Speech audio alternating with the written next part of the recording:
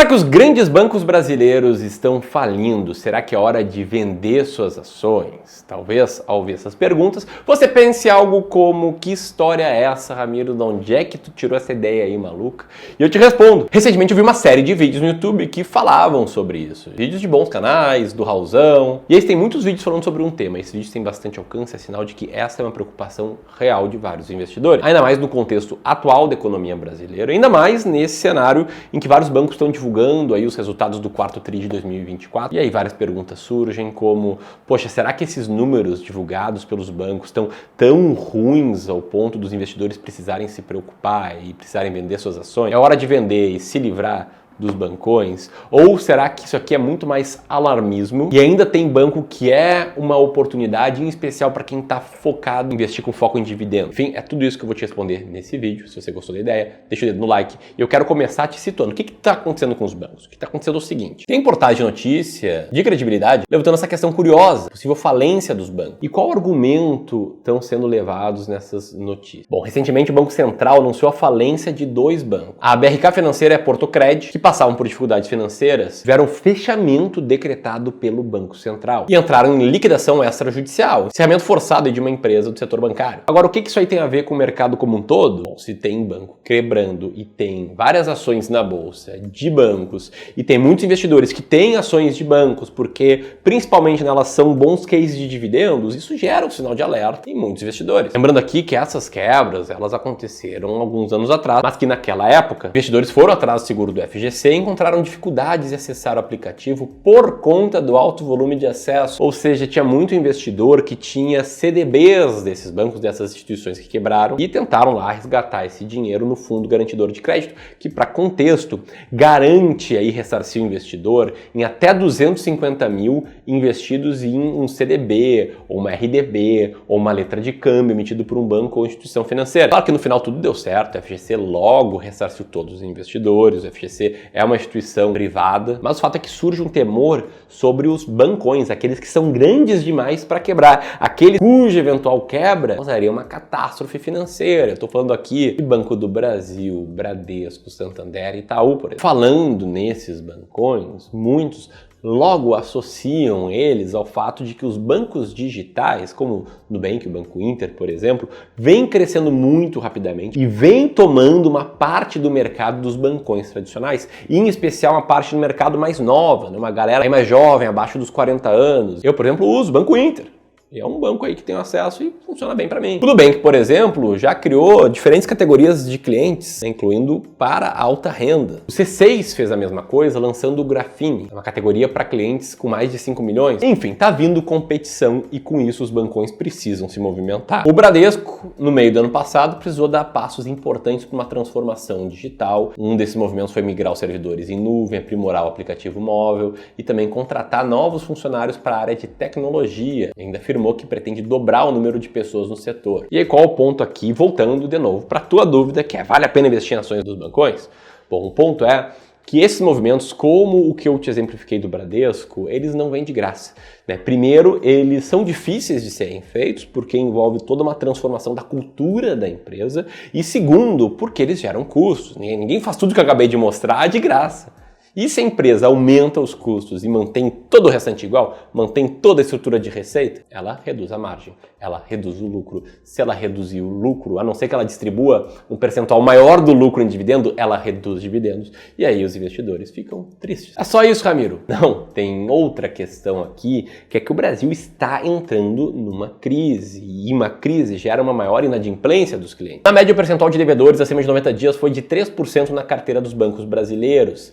E aí tem bancos como o Itaú, em que a carteira de crédito está abaixo dessa média, enquanto outros bancos, como o Bradesco, já ultrapassam essa média e batem na casa dos 4% de inadimplência. Num contexto em que 76, ou seja, quase 8 a cada 10 famílias ainda estão endividadas e que a taxa de juros está subindo pra caramba e vai subir ainda mais. Ou seja, além de estarem tendo que lidar com a ameaça dos bancos digitais, os bancões e o setor bancário como um todo, vamos lá, eles sofrem com uma maior inadimplência. Só que tem um detalhe aqui em toda essa história que ele cai por terra quando pensamos numa falência múltipla dessas empresas, uma falência múltipla dos bancões no Brasil. Quero olhar para esses fatores, para esses detalhes, um por um, junto contigo aqui nos próximos minutos. Também vou te dar uma posição sobre o que nós aqui do Clube do Valor estamos fazendo com as ações dos bancões, na gestão, na consultoria da carteira aqui dos nossos clientes de Wealth, né? Que, para contexto, o Clube é uma empresa de investimentos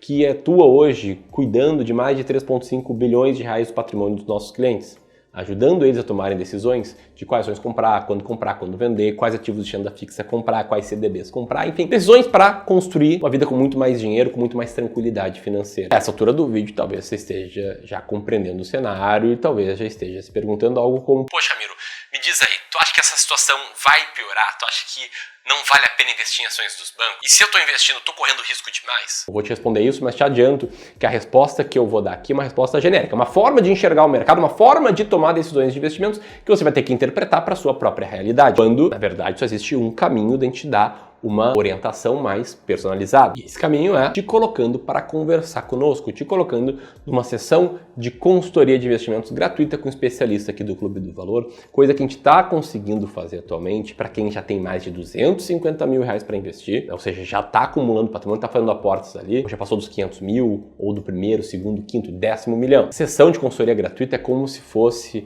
uma versão freemium do nosso produto, né? Você tem acesso a uma consultoria de alto nível, recebe um plano de ação e aí depois pode escolher entre nos contratar ou não. Nossa ideia aqui é gerar valor para que, se você não nos contratar, você fale bem da gente para outras pessoas. E aí, para você ter acesso a essa sessão de consultoria, basta preencher um formulário que vai estar aqui na descrição desse vídeo, no comentário fixado, ou apontar o celular para o QR Code que está na tela agora. Isso aqui vale também para quem já investe há mais tempo, como o caso do Fernando aí, que disse que essa consultoria somou muito aos mais de 10 anos de mercado que ele tem. Dito isso, vamos aqui olhar para os bancões e vamos à seguinte pergunta: algum desses bancos está realmente com risco de falência? Eles vão deixar de ser empresas perenes e vão se tornar arriscadas como a média das empresas? É isso que eu vou te falar aqui. Depois eu vou te revelar o que a gente está fazendo com ações dos bancões, né? Que uma coisa é entender o cenário, outra coisa é tomar decisão de investimento. Eu trago aqui um disclaimer que dos 4 bancões, somente o Banco do Brasil ainda não divulgou resultados do 4º trimestre. Então, para o Banco do Brasil, a gente vai trabalhar com as informações aí do 3º trimestre de 2024. Mas eu quero começar aqui com Itaú. Para o Itaú, a gente tem como destaque crescimento de 18% nos resultados do ano passado, 15% no 4º trimestre na carteira de crédito e 8% na margem com cliente. O ROI do Itaú também cresceu mais de um ponto percentual, assim como a receita. Por outro lado, a inadimplência caiu. Na verdade, vem caindo desde dezembro de 2019, o que é um ótimo sinal. O banco está sendo mais cuidadoso com o crédito concedido já há anos. Nesse cenário, que pode ter influenciado negativamente o resultado é o aumento das despesas, que não passaram de 8%. O mercado tinha uma determinada expectativa para o resultado. O fato é que essa alta no lucro de 15%, quase 16%, ficou dentro da expectativa. Agora vamos para o Bradesco, tá? A situação do Bradesco é um pouco diferente e tem coisas positivas nessa diferença também. Não é só coisa negativa, não é só a inadimplência que é mais alta. A última linha, o lucro líquido, cresceu 87% no trimestre, mas também esteve próximo das expectativas. Ramiro, como assim? O mercado esperava que o Bradesco fosse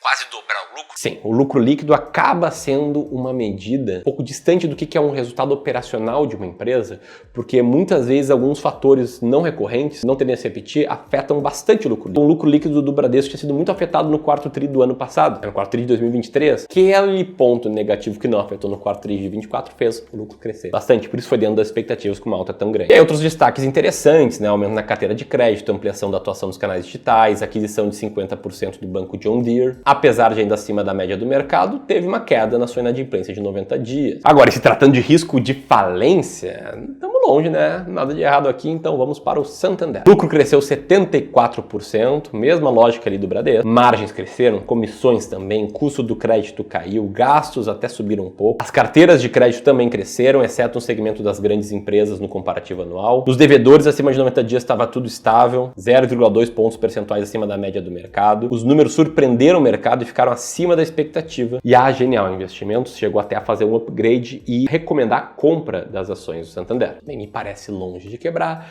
E aí, para fechar, aí o Banco do Brasil. Bom, os resultados do 4º tri ainda não foram divulgados enquanto eu gravo esse vídeo, mas eu posso te falar sobre as expectativas. Uma notícia que causou certo temor foi o início de uma auditoria para entender o motivo da Previ fundo de previdência dos funcionários do Banco do Brasil tem reportado um déficit de 14 bilhões e essa identificação busca identificar quais foram as causas das perdas. Para contexto, um dos principais motivos foi a queda de vários ativos na carteira da Previ, incluindo uma queda abrupta da Vale, que por si só causou prejuízo de 5 bi para esse fundo. Agora, falando das expectativas do mercado para os resultados do quarto tri, a expectativa do Banco Safra é de aumento na inadimplência, em especial no agro, e necessidade de aumentar a provisão de crédito para cerca de 10 bi, mas, apesar disso, os analistas do Safra esperam uma alta de 5% no lucro líquido de Banco do Brasil. Ou seja, a situação até ela pode não ser das melhores, mas se a pergunta é risco de falência, a gente pode entender que, olha, se existe um risco de falência, esse risco está muito distante.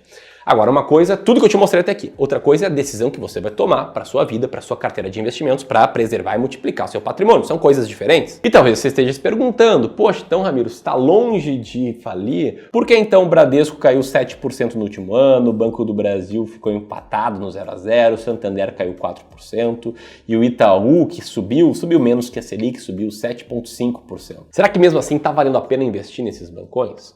E bom, a resposta é a seguinte: você só vai saber se vale a pena ou não investir numa ação se você tiver uma estratégia clara de seleção de ativos. Aqui no clube a gente tem 4 diferentes estratégias de seleção de ações. Uma com foco em ações baratas, uma com foco em dividendos, uma com foco em tendência e uma com foco em ações perenes. Duas que a gente mais comenta aqui no YouTube, que você talvez já tenha ouvido falar, que as pessoas mais conhecem e até tem mais interesse em saber, são estratégias de ações baratas e dividendos, então é nelas que eu vou focar aqui.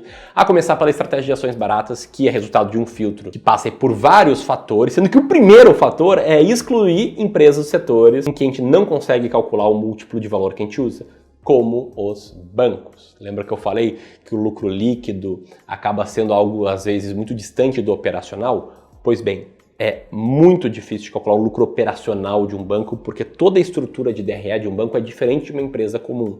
E mais, a gente ainda pega o lucro operacional e divide por um negócio chamado Enterprise Value, que os bancos não têm. Então, para essa estratégia de valor, a gente nunca teve bancos em carteira. Até no passado, você deve ter visto um vídeo meu falando, olha, por que eu nunca vou investir em ações do Banco do Brasil? Por isso, a gente pode olhar para outras estratégias, como a de momentum, de tendência. Nesse caso, nenhum banco está ali entre as empresas com melhor tendência. Essa estratégia, lembrando, eu explico no vídeo bem completo com o André, aqui CIO, diretor de investimentos aqui do clube. Você pode assistir esse vídeo nesse botão aqui, apertando esse botão. E no fato de dividendos, no fato da estratégia de dividendos, no caso da estratégia de dividendos, uma delas hoje tá lá bem ranqueada. É a única das 4 e vem crescendo sua lucratividade aí nos últimos 10 anos, tá com payout em crescimento, porém saudável ali, uma média abaixo dos 40%. Tem um dividend yield mais alto aí nos últimos anos. O último ano de dividend yield baixo foi 2020. Por conta de ter consistência no lucro, por conta de ter dividend yield consistentemente alto e de fatores da nossa estratégia.